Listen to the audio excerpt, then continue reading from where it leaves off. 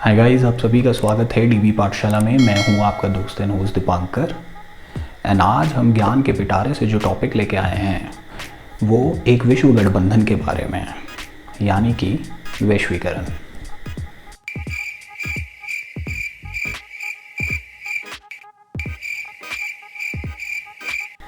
Confuse हो गए?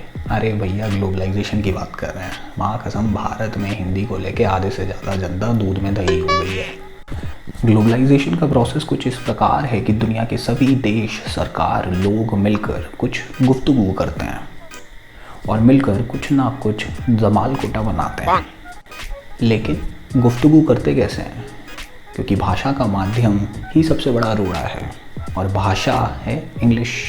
English speaking not a children play. English speaking like a undertaker play. Taj Mahal create. बहुत सारे देश ऐसे हैं जहाँ इंग्लिश उनकी मातृभाषा नहीं है, तो वहाँ ऐसी इंग्लिश बोली जाती है। जी जी ओ ओ ओ जी जी एले एले ई गुलु गुलु। Oh my God, wow! लेकिन भैया, हमें घबराने की ज़रूरत नहीं है। हमारे देश में ऐसी जहरी इंग्लिश नहीं बोली जाती। हमारे देश में भैया गोरे राज करके गए हैं, ऑक्सफोर्ड की इंग्लिश यहीं छोड़ गए हैं।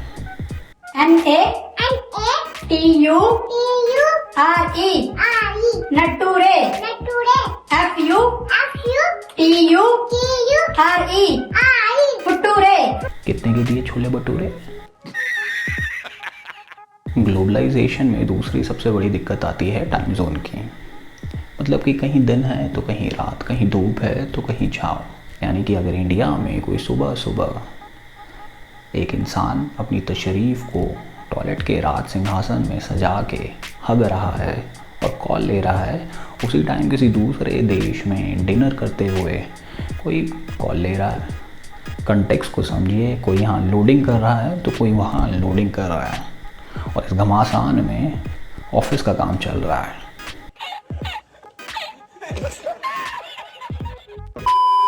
ग्लोबलाइजेशन के माध्यम से एमएनसीज अपने धंधे की पकड़ को दूसरे देशों तक पहुंचाती हैं। यानी कि ग्लोबलाइजेशन की आग को सभी देशों तक पहुंचाने का काम एक एमएनसी करती है, मल्टीनेशनल कंपनी। लेकिन दिमाग के इंद्रियों को थोड़ा सा टटोला जाए तो समझ में आता है कि ये सब चीज़ें तो कोई भी देश अपने यहाँ भी कर सकता है, तो दूसरे देशों में पैसे उड़ाने की क्या ज़रूरत है।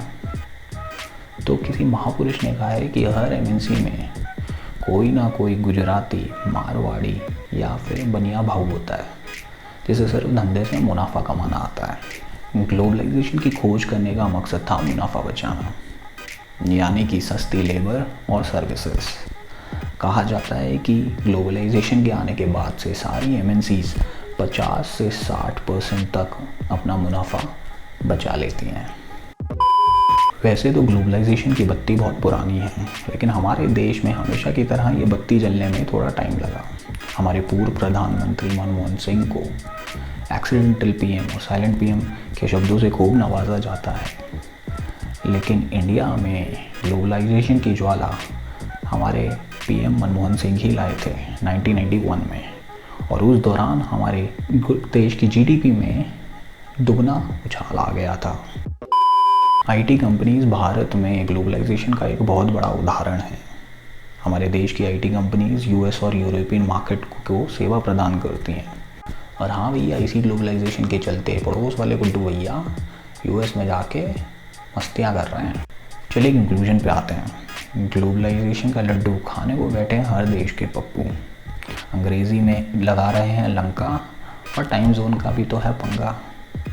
ग्लोबलाइजेशन के नाम पे देश को मिलाना है, लेकिन ये तो सिर्फ बहाना है, बस सस्ते में काम करवाना है। आई होप ये वीडियो आप सभी को पसंद आया होगा, तो please give it a like, comment and subscribe, and thank you.